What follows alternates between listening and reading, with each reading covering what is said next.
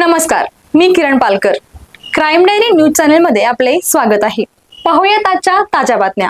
हातकणंगलेमधील एका युवतीवर लग्नाचे आमिष दाखवत वारंवार शरीर संबंध ठेवल्याप्रकरणी बुद्धभूषण दरेकांत बाणेदार वय वर्ष 34 राहणार रेंदाळ याच्यावर हातकणंगले पोलीस ठाण्यात गुन्हा दाखल करण्यात आला असून या प्रकरणी पीडित महिलेने फिर्याद दिली आहे. बुद्धभूषणम बाणेदार याने पीडित युवतीचा विश्वास संपादन करत तिला लग्नाचे आमिष दाखवून मे 2024 पासून कर्नाटकातील तसेच कोल्हापूर जिल्ह्यातील विविध लॉजवर पीडित महिलेवर लग्नाचे आमिष दाखवीत तिच्याशी वेळोवेळी जबरदस्तीचे शरीर संबंध ठेवले.